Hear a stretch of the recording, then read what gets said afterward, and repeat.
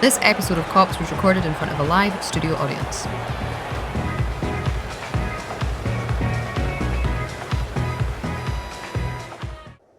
And then, those greedy son of bitches, they said I didn't buy enough pizza. I mean, 4 slices per person's enough. I wouldn't have that much pedigree, chum. You went through the effort of buying them pizza in the first place. I would say 4 slices per person is more than enough. It was that fucking toe-rag Russell ate the shitting lot.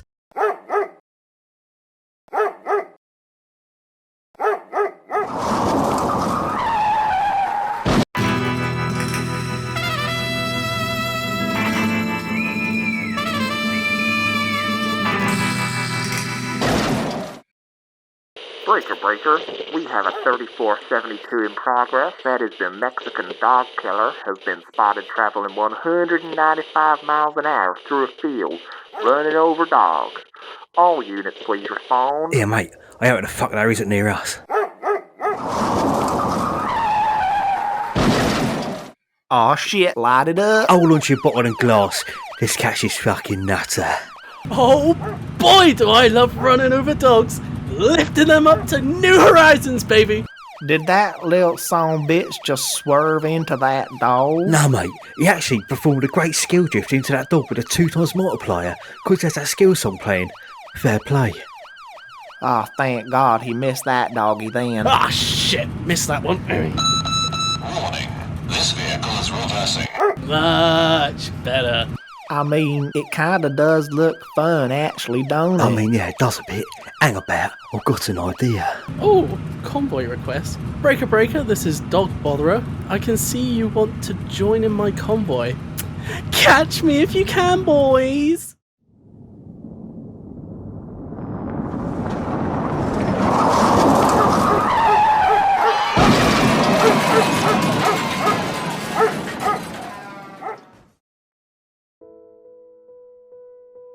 It all started on November 9th.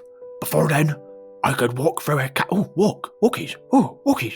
I could walk through a cactus field, safe in the knowledge that a 2011 BMW X5M wouldn't plough through my entire family. But now, I can't even step outside without the image of my entire family being taken away from me.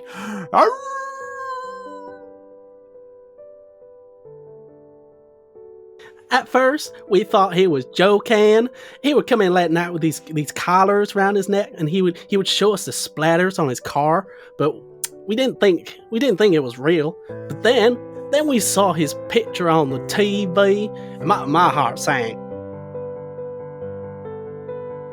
I don't actually know what I'm doing here. Netflix just sort of grabbed me and told me there's some bloke that's running over dogs, or a dog was driving a car or something. I don't fucking know.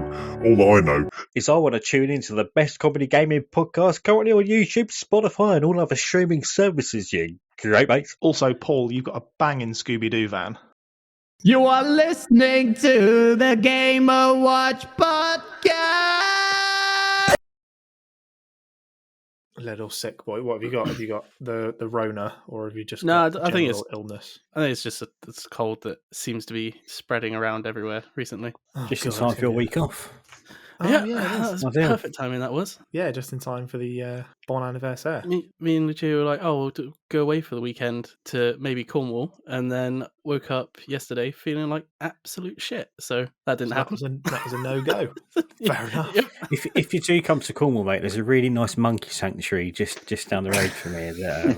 I did think we could maybe still go because I'm feeling like shit as it is. So maybe some hanging that might monkeys pep you up. Would sort of help it a bit. Yeah. Nothing quite peps you up like watching a capuchin want to hang itself. Yeah. And with that, welcome to Gamers Watch. Fuck off. It's Droopy Draws, episode 44. What? I am. It's bingo, innit? Is it? Yeah. Droopy Draws, 44. Oh, yeah, it's bingo slang, isn't it? Down on your knees, 43. What? Stop and run, 81. Fuck off, Shaun. That you are not going to introduce every episode of the show with a bingo-related pun. You have to now. Duck and dive, number 25. Fuck's sake. Some of these don't make sense. I'm reading them. Fucking intro, Shaun. I am dying, and as always, I'm joined by Harry. Hello. And Duncan. Hi, great mates. And our special guest today is... Who laughed? Oh, delay. I laughed a bit. And our special guest today is Jordi from XboxEra. Hi guys, thanks for having me. Not a problem at all. Now, I just want to clear something up. Is it Xbox Era or Era? Because I say Era, but Shaun, you just said Era. Do you think we should really be getting into conversations about how to pronounce things after recent weeks? No, probably. No, Probably. I'll tell you what, we'll just call it whatever we want to, and then we won't go any further. Nice to have you on the show, Jordi. How are you? Yeah, I'm all good, thanks. How are you guys? Hi. Yeah, Shaun's dying. Shaun is hemorrhaging as we speak. So if he just vanishes off of the podcast, it is because he has died an untimely death, which I'm all right with, if I'm honest. I love the commitment there. Press F in the chat for Shaun. I've learned in the past week in that... the chat. I've learned in the past week of Harry's opinions of me. We after the Gaz episode recording, because me and Harry both used the Gamers Watch Twitter. Oh fuck! I saw there was a message from Gaz, and I was like, oh okay, I'll see what Gaz has put. And it was him and Harry talking about the Fast and Furious segment, and Harry said to him, "Shaun's a dumbass, but he's my dumbass." And I was like, bit offended, I think. I read the reply. Gaz put, "For real." Cheers then. Well, you are my dumbass, and I like it. It's good because you like channel our sort of levels of insanity. Jordi, you won't have seen the show yet because it comes out tomorrow from when we're recording. Yeah. But some of the stuff that Shaun's done in it, only a dumbass would think of. So I'm totally with him on that one. You're a dumbass, but in just the right way. With that in mind, Shaun, do the intro segment shit stuff. Housekeeping, that's the one. Housekeeping. If you enjoy this podcast, and even if you don't, be sure to follow us on Twitter, which is @GamersWatchCrew.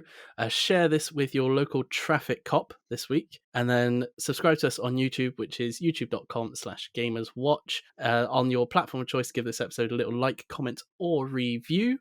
And then that guy's on YouTube, still disliking us, by the way. Oh, is he still at it? Yeah, still at There's always it. one in there. But YouTube have hidden the downvotes now, haven't they? So who fucking cares? Yeah. No, but it showed that we were still on his mind whenever that one popped up. Yeah. But and also hit the notification bell so you're reminded when we premiere each episode. Because I seemingly change it. Currently 7:30 GMT, 2:30 Eastern, 11:30 Pacific, I think. And 1:30 Central. Can't forget and 1:30 the Central boys. So we are going to kick off the show with one of my favourite puns ever, which is, who've we got era then? And today we've got Jordi with us. Welcome to the show, Jordi. How are you? I know I've already asked you that, but... Yeah, thanks for having me, man. I've been listening to your stuff for a while, guys, and I really love how your podcast is a bit off the cuff, and it does make me laugh every time. So huge credit to that. Still surprised we haven't been cancelled. Still cannot believe that we're still here doing this shit. So you are part of Xbox Era. Yeah. How can people find you on social media, your content that you create? Where's the best place to find Jordi? So the best place is obviously, Twitter. I'm more active than ever now on at Jordi Campbell 1. But I look after the Instagram side of things for Xbox Era. I actually converted my Instagram account to merge with them guys because when I joined sort of earlier this year, my Instagram was Xbox Fans Official before I joined them. Okay. And I had around 85,000 subscribers, and I didn't want to be sort of lone wolf anymore. When I joined Xbox Era, I saw this like small but passionate group of gamers and kind of wanted to grow alongside them. So kind of bought my Instagram account on that journey with them. So rather than it just being me, I still solely running it and managing it for the team, but I thought I'd sort of merge it along this growing journey that we're on, and it's going really well for us guys at the moment. Well, the rumblings that I'm hearing is that you guys have got some big stuff coming up, and I am I'm fully on board and very excited to see what you've got coming up. Yeah, Harry's been a fan of Xbox Era for about 15 years now. Oh, shut the fuck up, Shaun. You are such a dick. First of all, right, need to make a quick amendment. knew Gonna this shut was you gonna up set him right off. there, Shaun. So He took that bait. Last week in the podcast, I said a comment to say that I've been a fan of the Game On Daily stuff for over a year. And Gaz, you crafty little fucker, said, oh, you can't have been a fan for us for over a year because we haven't been making stuff for a year. Well, I want to call a little bit of bullshit on that because I want you to put it up on the screen right now, Shaun, as we're recording this. There is a video Game On Daily did, and it was September 2020. And if I can just correct you there, Gaz, pretty sure September 2020 is before December 2020 when our show started. And it's an Xbox video, and it's got like 300,000 views. So, but thanks for coming on the show, Gaz. Really appreciate you coming on the show and taking your time out of your day to come on the show. Really appreciate it. It was We very really good do love that you came on the show. Thank you very much. But also, you fucking wrong, and you shamed me. So, with that clarified and that out of the way, shamed me. Sorry, I could only contain my rage for so long. With that in mind, what is your role then within Xbox Era, Jordi?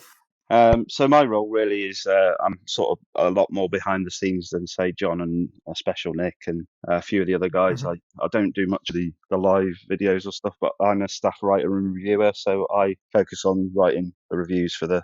I used to focus on mainly indie stuff because I do like my indie games, and I think it's a hard crack for the indie developers out there because I think any support they can get Definitely is fantastic. But I have been focusing on a lot more of the AAA stuff of late because there's so much to get through, so many games coming out this time of year. But I also help out with getting in sort of a lot of the press stuff, and I've got sort of links with EA and things like that. So I brought that across from Instagram. very nice. That sounds bloody good fun. It sounds better than hosting this bollocks every week. Where can I sign up? So obviously it's been a He big is year. on one today. Oh, shut up, Shaun. Do one. So it's been a very big year for Xbox. Now we're recording this on the 14th of November, and on the 15th of November, Halo may or may not have released, and possibly it could have dropped the multiplayer. We don't quite know. We're going to look like complete idiots when this comes out in like a week and a half's time, and there is no Halo, or there is Halo. But it's been a huge year for Xbox, especially with Forza. So what have your sort of highlights been within Xbox this year? For me, I think it was E3, that E3 showing, where they just sort of blew it out of the water really with what was coming and going forwards. Game Pass just keeps growing continuously, month by month. I don't think I've spent a lot of money this year on games just because of how good it is. But for me, I think it's a bit. For me, it's Halo. I think just seeing Halo come to fruition after all this time is going to be my highlight of the year anyway. And Battlefield was going to be my highlight of the year, but I think we'll talk about that a bit later. I think you may have given away your position there, Jordi, possibly quite slightly. Possibly. Yeah. But on the back of sort of Xbox having a great year, I know that Xbox Era have also had a great year as well. And I know that you've got stuff coming up, but you're not allowed to talk about it. So we won't press you too hard. But if there's anything that you can sort of tease or any dates that may be worth looking out for, is there anything that you can say that you've got coming up? I can't say obviously what is coming up, but all I can say is the team have been working really hard behind the scenes to unveil some exciting things coming up from the team, and all that will probably come to fruition sort of when this goes live, to be honest. So I can't say when and the dates or the times, but it'll all become clear very soon, and I think it's going to be sort of totally unexpected for some people, and I think it'll be exciting at the same time. So I'm excited to see everything sort of emerge eventually. So everybody, keep your eyes peeled, basically. That's it. Yeah, keep the eyes on the social media pages. Oh, well, very excited. Let's just put it that way. Now we are going to move on because Duncan and Shaun and also Jordi, the three of you have all played It Takes Two, and all of our audience will be very happy to know that I haven't played it, so I'm going to shut up now for about 20 minutes. So bye everyone. I'll catch you later. Duncan, Shaun, Jordi, how is It Takes Two? Who's starting? Do you want to go first, Shaun? Yeah, I'll go first. I just want to say off the bat, I'm going to probably butcher this name, so I apologize in advance. Joseph Fares, I think is how it's pronounced, is the game director for It Takes Two. And I fully trust him to make co-op games now because it's absolutely amazing. And his two previous co-op games were A Way Out and Brothers: A Tale of Two Sons, which are also like up there with my favorite co-op games of all time. So yeah, it's absolutely amazing. Because I've seen like gameplay clips because I've been interested in playing it for a while now since it came out in March. I thought it was going to be kind of on the childish side because it's the whole like adults that are divorced and turn into these dolls. I was actually surprised at how not quite dark, but just how much of a like twist some of the things are. So the first boss is a vacuum cleaner, and you defeat it by each jumping on one of his nozzles and sucking his eyeballs out. Was not expected in the slightest. And there's another bit I don't want to. How far are you two through it, by the way? Because there's one bit I want to say, but I don't want to spoil it because it just took me by surprise. I finished it, but yeah, I won't spoil anything. But it's just an incredibly unique, exciting co-op game that I wish we could see more of this kind of thing. But yeah, I'm enjoying it as much as you guys sound like you are. Yeah, so I've been playing it with George quite a lot. One thing I've really loved about it is that George is not a gamer by any means, but it was nice to have something to play with that wasn't overcooked or moving out, so we're not going to end up screaming at each other. And initially I was like, this is for someone who doesn't really play games, doesn't really have the knack of moving the camera. We did find it quite challenging at first, but the more we get through it, I was doing that really annoying mansplaining thing where I'm like, you know, if you watch someone who's never played a game play a game, you're like, no, just do that thing. Just no, you got to move the camera that way. But I'm like, as we're going along, and George is just getting much better at it. It's just turning into like a really nice kind of. Oh, I'm really proud of her that we've got through that bit, and it is really good. And because there's some like quite like high level bits for someone who isn't that experienced, where I think it's like the shed level where she had to control like a hammer, I think it was, to kind of cling onto things.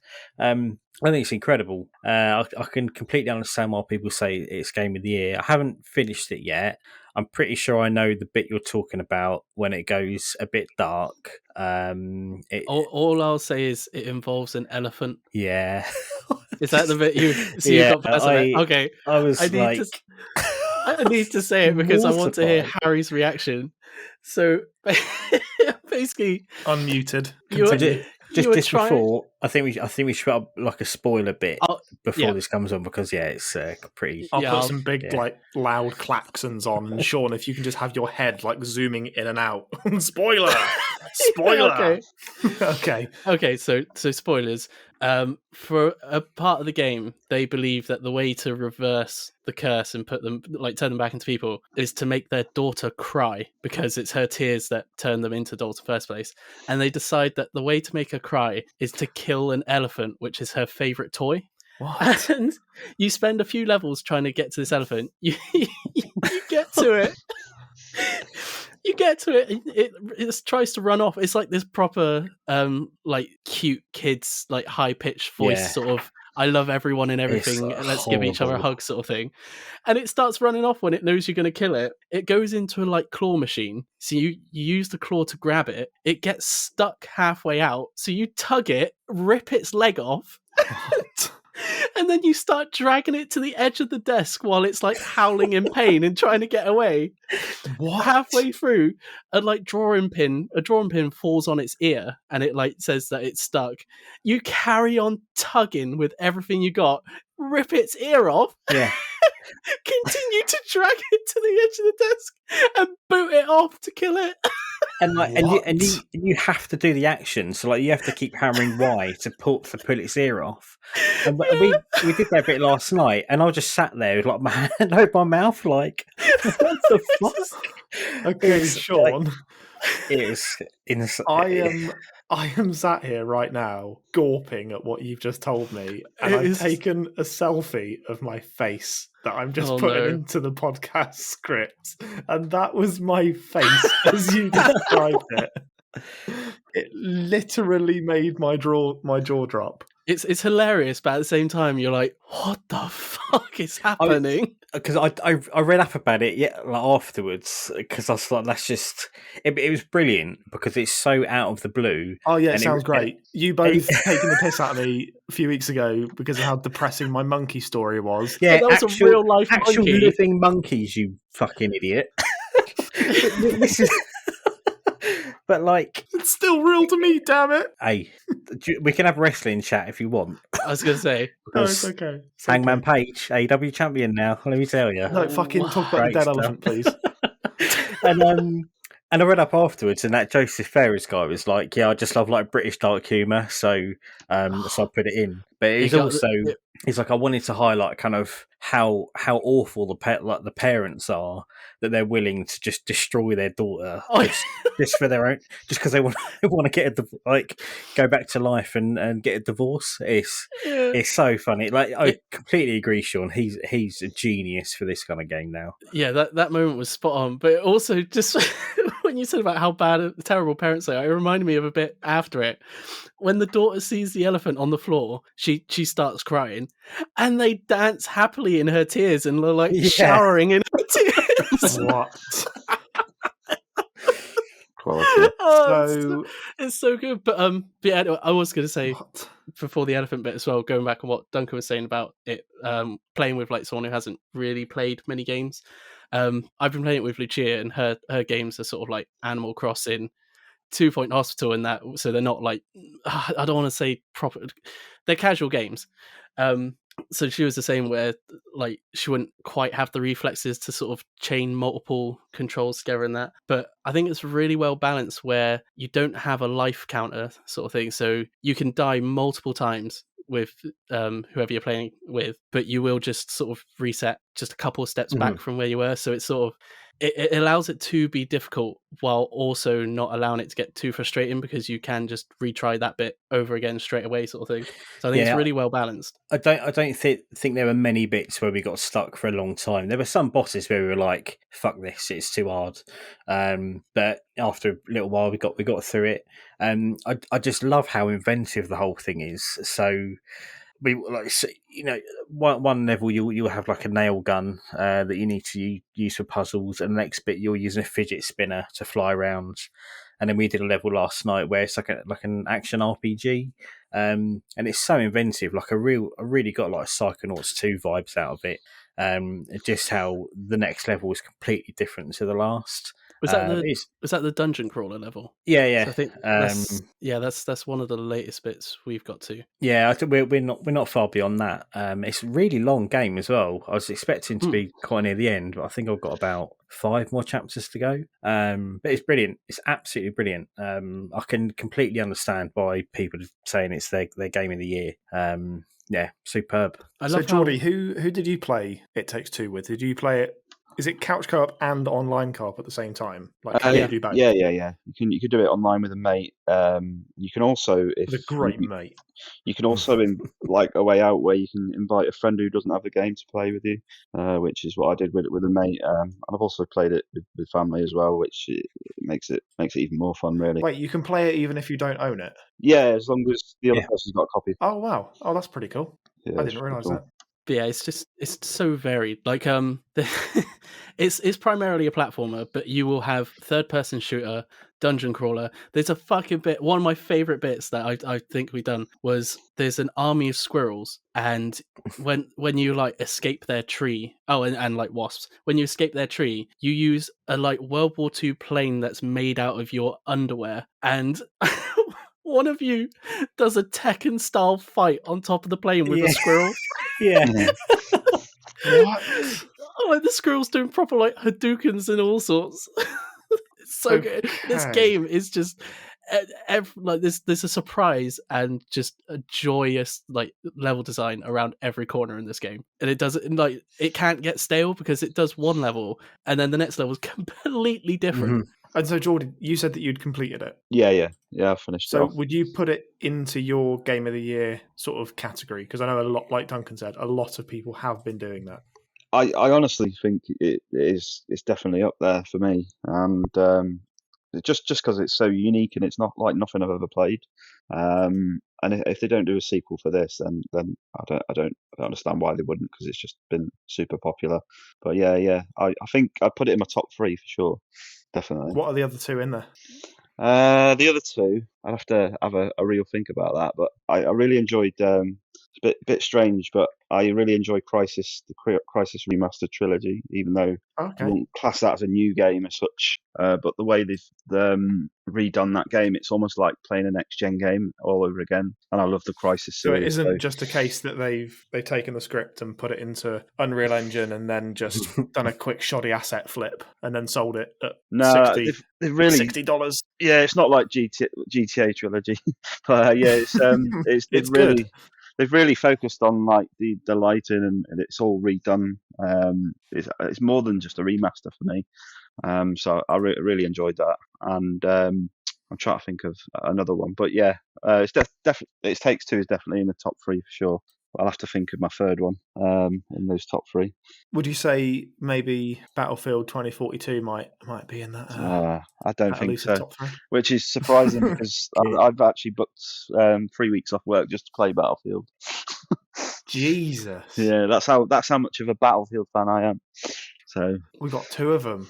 There are dozens of us. So it's probably a good time to move on to Battlefield. The main reason is obviously because it's a huge game that's just come out, and Duncan and Jordi, you've both been playing it. But the other reason is that it then gives the audience another sort of 10 minutes without having to listen to me talk. So shut up, Shaun. So Duncan and Jordi, you've both been playing Battlefield 2042. If you could sum it up in, say, one sentence, that's where I'd like to start. So Duncan, just sum it up in like 15 words or less. It's very fun, but fine. And Jordi? For me, probably the most disappointing Battlefield release I've ever known. Cool. So should we move on to GTA? No, I'm joking. So Jordi, we may as well start with you. Obviously, those are fighting words. The most disappointing Battlefield.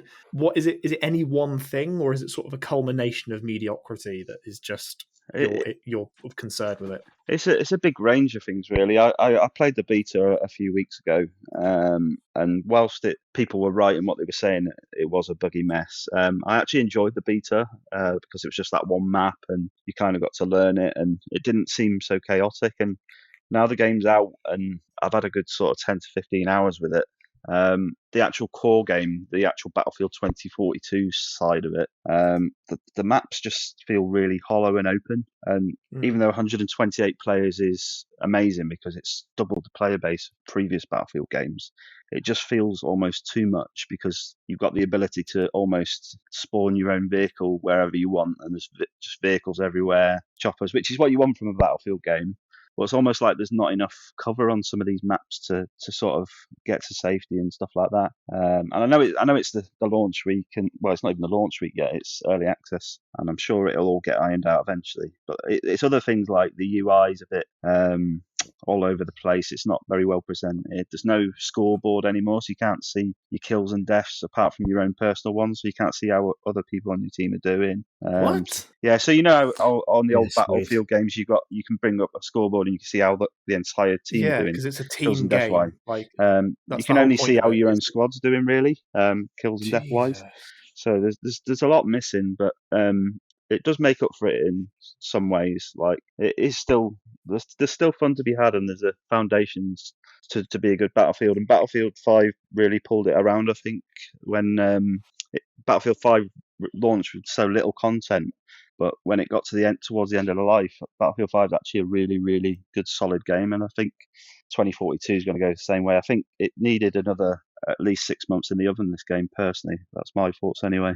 We spoke about this in our Boxenberger episode. Not that anybody actually watched that, but we spoke about that in our episode with Boxenberger. Is that Duncan? It was yourself that said like this game needs to be delayed, but he made the really good point of when do you delay it to? Because you delay it into December and you've got Halo. You delay it into January, February, March. You've got one of the strongest AAA lineups I think I've ever seen. So then you're looking at maybe spring of next year, but then you still then have to rebuild that hype that you've just spent all that time building. So then maybe you have to keep doing these online tests and these beta drops and flight tests. And then does it not then get to a point where like you may have then lost that interest in the release?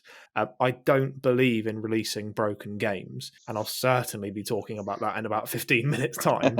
But I don't believe in releasing broken games. But, and I know this is going to sound really weird to say, EA haven't got themselves in a great space with this, and they sort of are in a lose-lose situation. If they release it, they lose because a lot of people are still saying that it isn't quite ready. And if they delay it, they lose because EA just want all the money ever, and they'll lose out on some of that. So it's a tricky thing to navigate. Anyway, I've spoken for too long. I need to shut up. I've not played Battlefield. Someone who's going to shut the fuck up this bit. Spoken more than me. All right, then, Dunks. Fucking you go for it then. Go. Well, I'm the one that fucking wanted to talk about it. Yeah, well, I was just saying about something you had spoken about last time. Shut up. Yeah, I mean, I completely agree with Jordi. So you've got three different bits. You've got All Out War, which is the bread and butter Battlefields, Hazard Zone, which I haven't tried yet, and Portal. And I think if it didn't have Portal, which is basically do what you want, it's remade maps from 1942, Bad Company 2, Battlefield 3, and that mode is amazing. So one of the first games I played was like an old Battlefield 3 map, and it felt like I was back playing that, because that's pretty much all I've longed for is just to play Battlefield 3 again.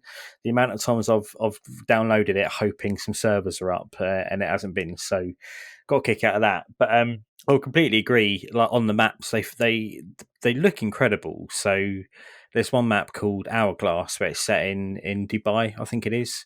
And then a sandstorm rolls in, and then a tornado, and it looks phenomenal. But it's so big that there's just, you'll have kind of periods of time where there's just nothing going on, and it's really weird. Like it's just because they could make a massive map doesn't mean they should have done. And I haven't played a map yet that I've like properly loved. And I think one of the reasons why I love Battlefield 3 so much, because I played it on the 360. And it was 12v12, so all the maps are quite contained, and you're always going to be in a firefight no matter where you are. But in this, you can call in vehicles wherever you want, but you need to, otherwise you're just running for 20 minutes. But then on the other hand, when you're in a fight, it's personally for me, I don't think anything can top it. When you've got loads of shit going on, I quite like the specialists, which I didn't think I was going to feel. But when you've got tanks rolling past and helicopters kicking about, and then you've got a sandstorm rolling, there's nothing like it with Battlefields. But yeah, talking about delaying it, I agree with Boxenberger and you, Harry. Like, I don't know when you delay it too, because it's not like it's a buggy mess, because there are some little bits that are a bit iffy, but you get that with any new release. It just doesn't feel like there's enough to it. And I think the first season pass doesn't start until January or February, which was like a long time to not have any kind of new content from release. And you've got that Hazard Zone, which I haven't had a chance to play yet because I'm waiting for the main release so mates can jump on. But it's sort of like not a battle royale, but it's in that same mold where it's like an extraction mode. I think what was it? Division 2 had something in like the Dark Zone, where you need to collect some hard drives and then escape on a helicopter. That mode should have been free to play. That should have been the entry point, so people can be like, okay, I get what Battlefield's about. I like the gunplay, but at the minute, it's a £60 minimum point of entry to a game that you might not play. So I think it had done anyway, but Halo's got an open goal now. If that release is fine, it's just going to fucking walk over everything else. But I'm enjoying it. I'm going to play it for donkeys because Battlefield is my jam. But yeah, I'm having fun with it. But I kind of expected it to be how it is. If that makes any sense. Yeah, I would say that makes sense. Do you think it's going to be one of those wait until sort of the first few months of next year then to see how the longevity of the game is actually going to go if there isn't any like additional content until then sort of thing? Yeah, I think, slow burning start sort of thing. I think it'll be fine. Like Jordi said, Battlefield 5 had like a really good stream of content for quite a long time before they pulled the plug.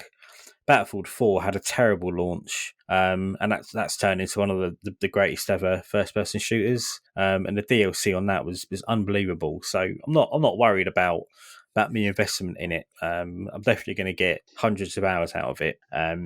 But it's kind of a shame, really, that I was sort of expecting to feel like this. Like, it's good enough. It will do for the minute. I'll wait a few months and it'll be great. The problem that you have with that, though, is that it might not be fantastic now, and it might be a case of like wait a few months and then come back. But by the time you've waited a few months, the skill level of new players having to jump in, it's completely obscene. I'm already seeing clips on Twitter, and I'm thinking, even if I download the game now and try the 10-hour free trial, my skill level, I'm still like already being topped by people. So if you then have to wait 2 or 3 months for the game to be good before you can play it, you're then going to be in lobbies with people that have put literally months and months and months into it, and then you're not going to have an enjoyable time right from the get-go. I mean, you'll get that anyway with EA online games because obviously they all eventually go into the vault now as well for EA Play and Game Pass. So you'll get that next year at some point whenever it does get vaulted. I guess that's where how good the matchmaking system is where that comes into play. They'll need to have a good solid matchmaking system to be able to allow people to ease themselves into the game a few months after launch instead of being like, oh, here's someone that got day one, you can play with them. Well, here's something to bear in mind is I've literally just seen this come up on my Twitter timeline. This is Halo's sort of chance because Call of Duty sales are down in the UK, physical and digital, 40%. So good. Yeah. I would never guess a number that big, to be fair. 40. Because I think we've all got into the mindset each year of people are going to fucking buy it, but 40% is a 40% drop huge year on decrease year from the last release. Obviously, we all get ourselves into this bubble, and sometimes I have to take myself away from it and remember that most people just want a console so that they can play FIFA and Call of Duty with their mates. I saw they had to basically use non-gaming publishings for their review, like quotes and scores. I'm going to see if I can find the quotes they use quickly, if I can grab my phone. But it was something ridiculous. It's definitely Halo's year to have. Obviously, I know you spoke about it earlier, Jordi. I'm not someone who's super keen on first-person shooters. I'm not someone who's like into competitive shooters, but surely they've got it in the bag, haven't they? I think so. And this is crazy. At the beginning of this year, I mean, I'm not the biggest Halo fan in the world, and the guys at XboxEra are absolutely huge Halo fans, but it's always been one for me where I just enjoy the multiplayer and leave it alone. I'll do the campaign with a mate, and I'm not overly invested in the story. But at the beginning of this year, I would have never have said that Halo would potentially come out as the biggest shooter of the year with the other ones that were in the mix. And like you say, Call of Duty, with 40% is a staggering number for that game of that caliber.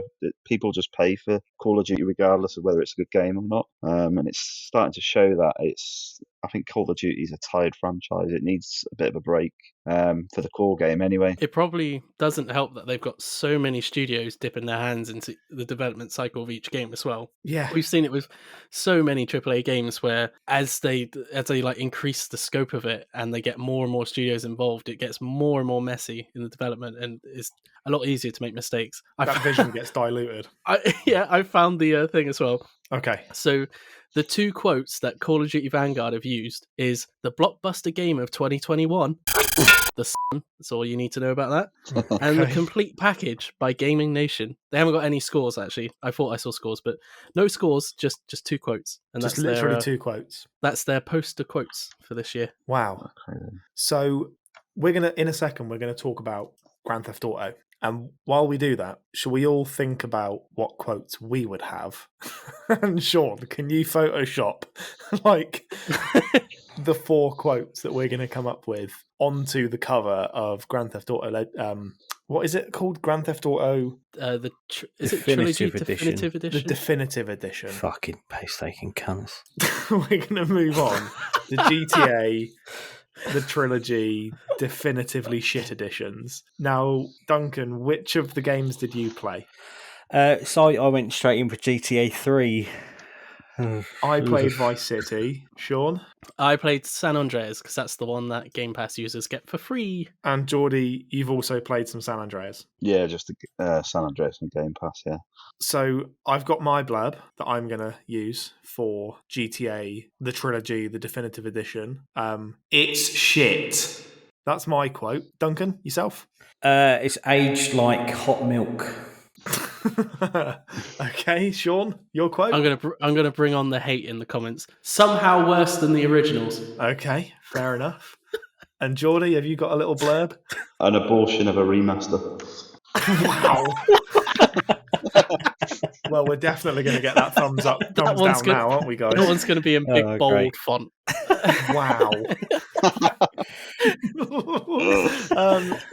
Slapping that one right across the front. Yeah, it's just so bad. So I played Vice City and San Andreas, and just to give you all an idea of just how shittily done these bastard ports are, is during the intro of San Andreas, when you're in the police car and the train goes past the screen, my Xbox Series X dropped to 1 frame per second. 1 frame a second. That is the level of utter shit that we're dealing with. I had multiple texture pop-ins. I remember going to the airport and Shannon was with me watching, and we flew up in a plane in one of the jetliners.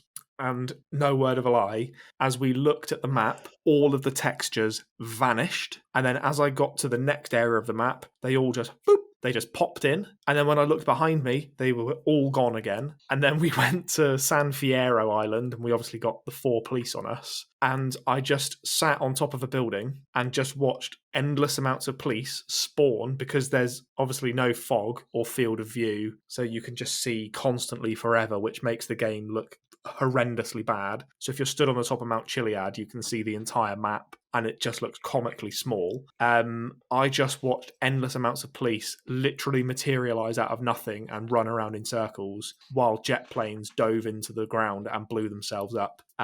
It's so bad. And then I thought, well, I'll go into Vice City and I'll play Vice City. They have spelt Welcome to Vice City wrong. That's what we're dealing with. They've used AI upscaling to do all of the signs and the shop fronts. And so there are multiple spelling mistakes in the game that they can't fix because they've just done an AI upscale to read the signs and then slap them out. And oh my God, do the textures and the character models look shit. Like, laughably shit. So bad. You've obviously all seen in San Andreas the guy that looks like Patrick Starr.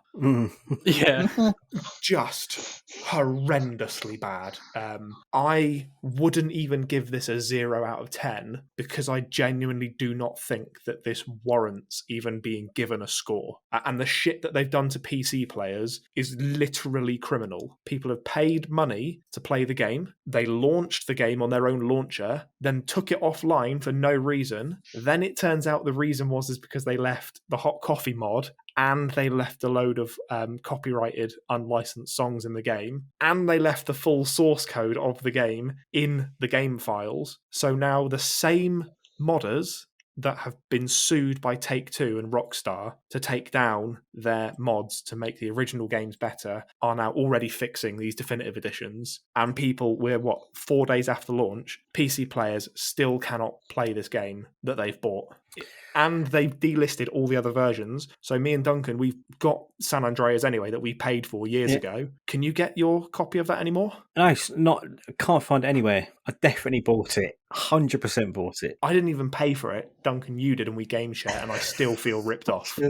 I was so unhappy about it. It was the arrogance of the the Grove Street Games boss, his tweet when he's like, "Yeah, it's really fun being under extra scrutiny. We're off to celebrate now," and it fucked me off so much that you can be that tone deaf and that lazy to release. You know, I mean, this is like a beloved like trilogy of games. Like San Andreas is one of my favourite games of all time, and they've just done fuck all with it, farted it out, knowing that idiots, like idiots like me who got excited about it and pre-ordered it and thinking, well, we're going to get the money. But thank God Microsoft gave me a refund today. It's like GTA 3 wasn't like terrible in terms of bugs. I just thought they would do something to make it a little bit more fun to play. It's aged like shit. Like the driving is horrible. I don't know what the fuck has gone on with the shooting. It's just miserable to get into a gunfight. And then I kept like crashing into cars, and I thought, well, I'm not that terrible. And then it wasn't until I was uploading footage onto a drive for the channel, the cars just pop in out of nowhere. Like you'd be looking 20 feet down the road, the cars will just appear out of nowhere and slam into you. It's so disappointing. There's still a review embargo up, by the way. Is it still? So bad. Yeah, the review embargo is still up, so nobody can review this game. Nobody. But so if we had a website and we wrote this is shit 0 out of 10 because we bought the game, it wouldn't be an official review because we bought the game. That would be fine. But if somebody has been given a review copy of this game, their NDA states that they cannot review it until that embargo ends. That's why if you go onto Metacritic right now, as of this recording, the PS4 version only has. No, the PS5 version only has 4 reviews, yet the user reviews you can do because you don't need to be under embargo to do a user review. But the user reviews, it's the lowest rated game of all time on Metacritic because it's just an asset flip. They've just got the game source code and flipped it into the Unreal Engine. And the reason that people know that that's happened is because original glitches, original cheat codes, and original graphical errors still exist. So there is a wall at the airport in GTA 3 that if you went into it at a certain angle in the original GTA 3, you would pop through the wall and then end up under the map. That still happens. In San Andreas, if you caught the forklift at a certain angle incorrectly while you were loading the pallets into the back of the truck, it would fling you halfway across the map, and that still happens. These games are literally just asset flips. They're so not good. Sean, obviously, you're not a fan of Grand Theft Auto, but what was your experience? I'm always open in saying that I never got the appeal of Grand Theft Auto. I could understand that how like innovative and influential they were in the gaming industry as a whole, sort of back in those days. But I also don't get why Rockstar is still held up so high. Like in my opinion, they've done nothing really in the past 2 generations to deserve the amount of praise, apart from Red Dead. I'll give them that. But so I was hoping to go on San Andreas and sort of be maybe mistaken, and come to love it.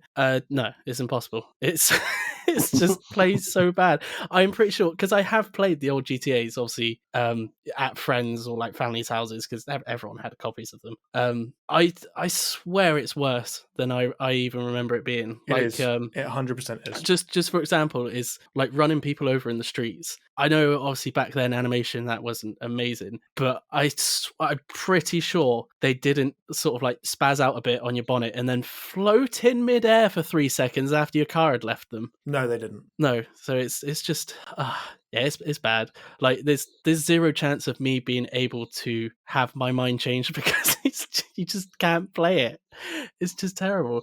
But I don't. Who does the like fault lie with though? Because obviously it's Grove Street Games that it's Rockstar made it and Take-Two and Grove Street. Yeah, but at the same time, if Rockstar, if they hadn't spent like the past 2 generations just rimming each other in the studio and actually got to work, then they could have made this instead. They could have done, but that wouldn't have got them as much money. So, see, Sean, you're forgetting that Rockstar enjoy money. They don't enjoy making games anymore. So, I've got a list. I've compiled myself a list of things that I've seen wrong with San Andreas just to start with, right? Oh, also, can we just say as well, this was something, because you two, I believe you two started playing it like a day before I got around to it. Mm-hmm. and YouTube brought up before I even started. The audio is shockingly bad. Oh, it's so bad. Like it's muffled to shit, like a PS1 game. Yeah, it's so horrendously bad. But I've got this list. It's a bullet point list, basically. And every time something went wrong with the game, I wrote it down, right? So point 1 on the list is everything. That is the list. Jordi, how's your experience been in GTA, the Legacy Trilogy Edition? I wish I'd never even bothered even starting the game up, because it sort of instantly obliterated the memories of the good times with that game. And I know. Just like, I was driving around on San Andreas for the first half hour and there was no cars anywhere. It was like, I don't ever remember GTA having so little cars. And like you say, it's just an asset flip, really. And yeah, I'm massively disappointed with it, really. Wait, there were no cars? There was an odd one or two, but I always remember the GTA games being quite populated with quite San a few Andreas cars. was full of cars. Yeah, I literally, for about an hour of the first hour of the game, I was running around for ages trying to find a car to jump into and drive. And either that was some sort of bug or something, or it's genuinely that broken. So it could literally be anything. I mean, what sums it up for me is the first mission in San Andreas when you're on the bike and you cycle back XYZ, right? So I got to Grove Street, and outside of Ryder's house is an old burnt up car, right? Now, if you touch that burnt out car with any type of vehicle whatsoever, it just falls through the floor immediately. So within about a minute of playing this game, I was confronted by shoddy, slapdash, completely broken assets in the game, and it just is not excusable. There is no excuse for how they've released this game. And mate, that tweet that the dev put out, it drove me absolutely insane. Whoa. Makes you wonder how long they've been working on it. How long did they actually? How much effort did they put into this? It seems like they did this over a weekend. Yeah. Apparently it was in development for 2 years, which isn't overly long, to be fair, for 3 entire games that are supposed to be definitive editions of them. So they spent a year and 8 months thinking of the name, and then we're like, oh shit, it releases in 2 months. Right, who knows how to use Unreal? I do. Cool. Here's all the source code. Just make it look shiny for me, please. Okay, no worries, boss. The thing is, though, that I highly doubt the definitive edition is going to get like loads of patches done to it and like a lot of work. Modders are already fixing it to bring it out. No, modders obviously will, because the rain is modders do. Fucking busted in San Andreas. But I mean, like the actual developers, I doubt. I can't see us in a year's time sitting down here being like, the definitive edition's really turned itself around. Yeah, they're not going to No Man's Sky themselves, are they? But do you think that the like reception this has got will sort of derail their plans? Because I think it's obvious what their plans were. Because Grove Street Games obviously weren't always called Grove Street. They used to be War Drum, I think. War it Drum was. Studios, yeah. And obviously Grove Street is a street in San Andreas. Am I getting that right? Yep.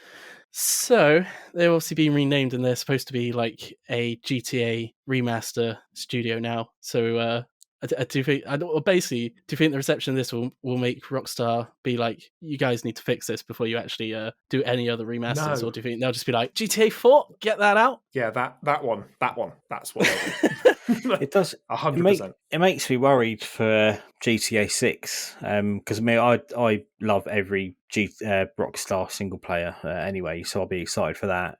But now Dan Houser's left, it just seems like the standards have just gone to shit. Yep. And I saw some things like it's in development hell or whatever. But yeah, I mean, I really hated where GTA 5 went with the online. I like the single player, but the online is awful. It's just so predatory, and it's just. I remember like there was one big update. And it was a literal casino that you could spend. Yeah, they put an actual casino in. Yeah, and you could spend actual real life money in it. And it's like, are you that fucking brazen that you don't give a shit how bad this is? And they don't give a shit. I think that's ultimately what's going on with the tweet they put out. And there's been nothing from Rockstar. Just can give a fuck. Give us your money. Fuck you all. It's basically the motto. Give us your money. Fuck you all. Give us your money, fuck off, come back next game. Yeah. That's it. Rockstar have turned into Mr. Krabs, where they're like, so what made you want to release GTA the Definitive Trilogy? Hello, I like money. Well, they're the EA dev in South Park. Yes. You've yes, got 100%. is it Robert Zemeckis, the Take-Two CEO, who's diving into his pool of money like Cyril fucking Snare.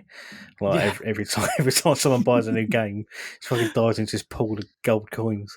Yeah.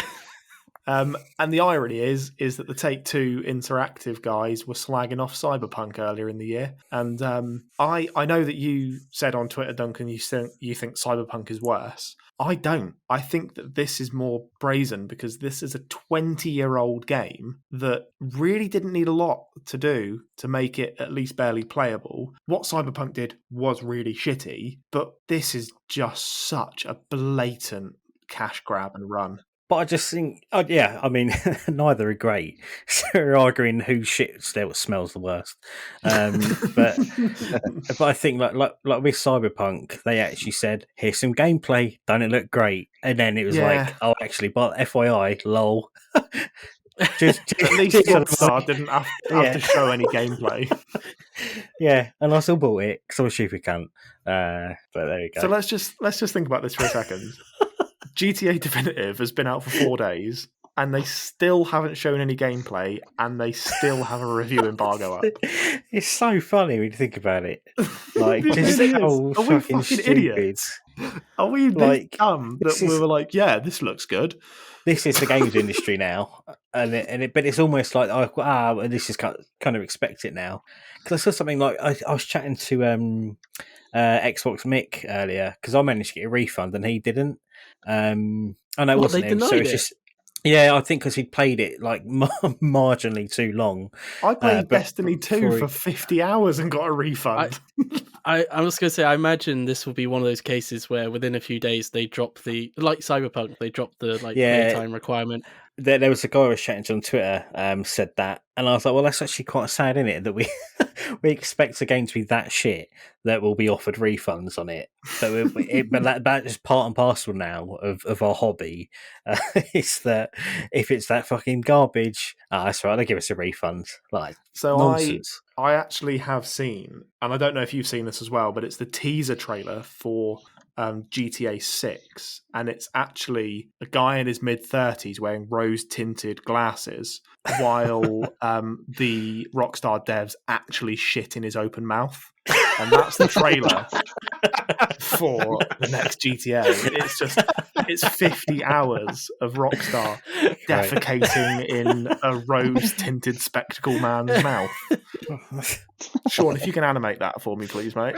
It's like like a Mr. Whippy of shit. Basically. It's like a reverse strip club, so we're having to do the little dance to them, but also put money in their sort of trouser pockets. Yeah, you down like their that, pants. you bitch. Yeah.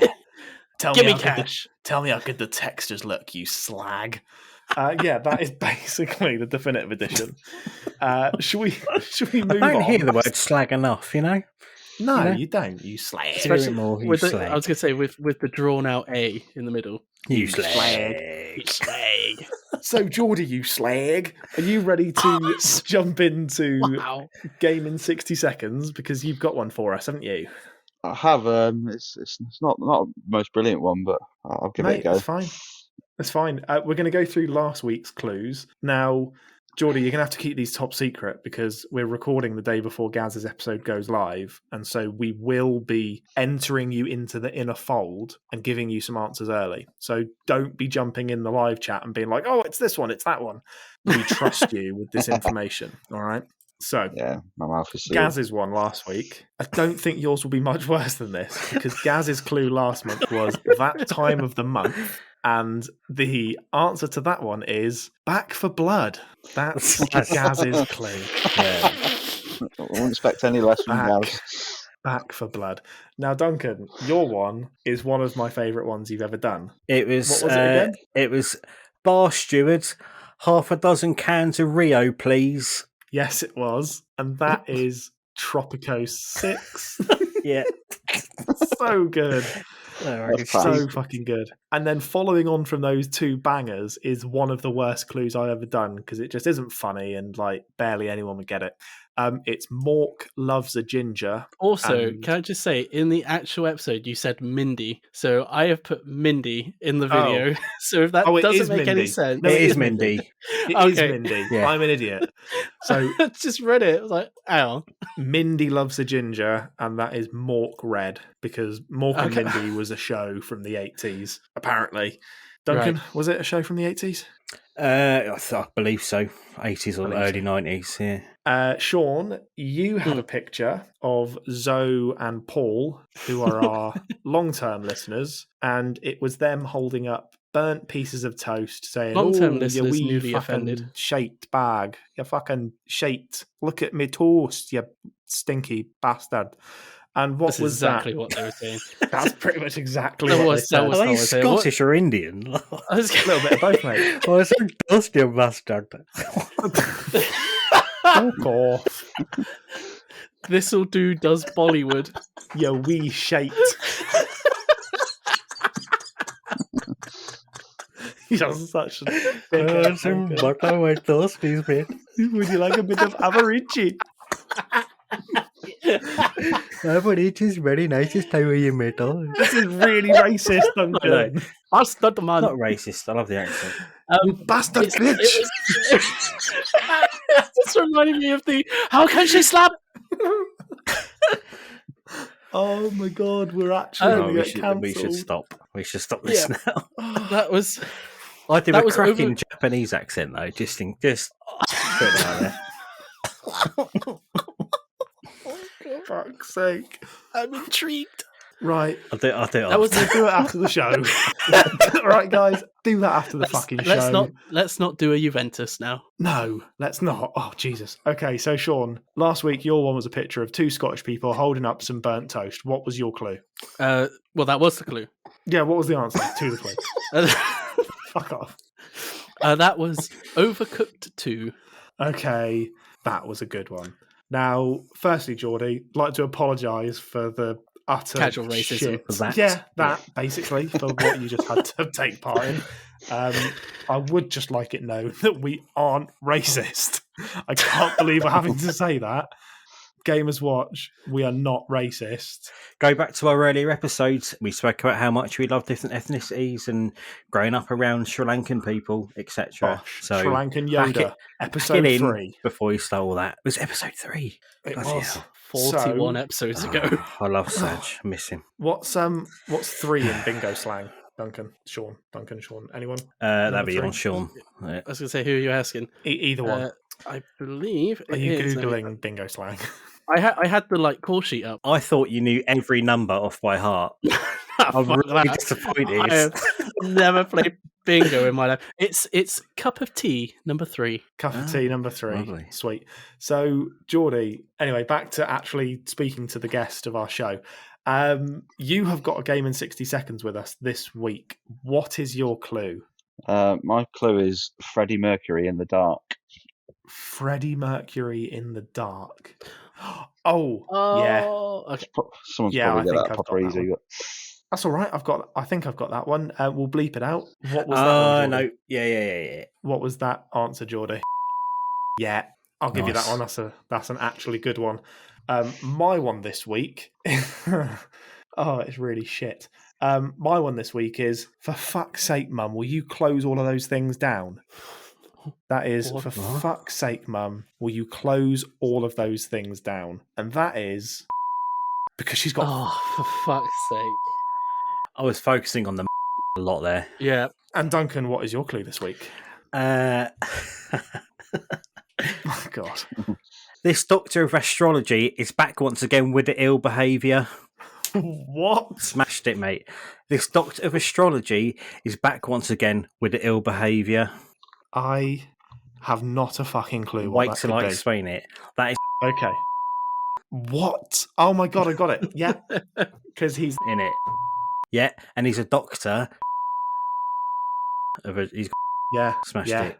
Bosh. I'll give you that one. Very pleased with that. Now, Jordi, you're going to have to jump back into the Discord, into the podcast script, because this next bit is obviously pitch around. And Shaun, what time is it? It's roll up time. But I have two Game in 6 seconds today. I do have a words one.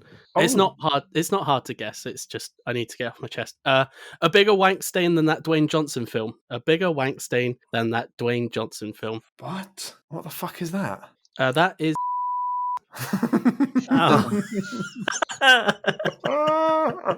Okay, yeah, Right. I'll give you that one. And then my normal one will be with you in 3, 2, 1, bam. What the fuck?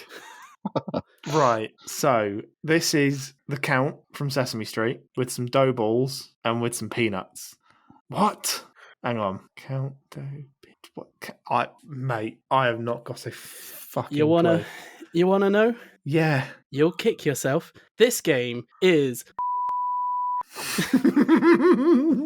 Oh, fucking hell.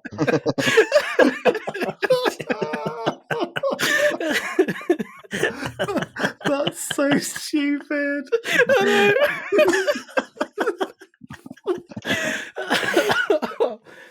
That's so brilliant. Dumb. That's so good. Shaun, I hate how funny you are. It does my head in. I try so hard. It's my one thing I've got. Is like thinking that I'm funny, and you come here with a fucking Count picture. Oh, you absolute Count. Oh, yeah, mate. I'll give you that one. That was a rock solid game in 60 seconds. Whew. Well, thank you for joining us this week, Jordi. And I'd like to apologise for most of what you had to listen to this evening. Oh, it's been good having you on, I've mate. enjoyed it. Yeah, thanks for having me again. I'll have to do it again sometime, definitely. Definitely. With all the stuff that XboxEra's got coming up, we would love to have you on again. It's been a blast. And next time, I promise, and this is a heartfelt promise, that we won't be racist. And that is something that's the Gamers Watch guarantee, is that we won't do any massively outdated and racist impressions. We're never racist 2 episodes in a row. No. We might do it once, get called out, get cancelled, and then we'll come back, do the fake. You're like well into Instagram, so you can teach us how to do an Instagram apology. This is genius. This just works out perfectly. So we'll be DMing you for some hints and tips on how to properly do our apology.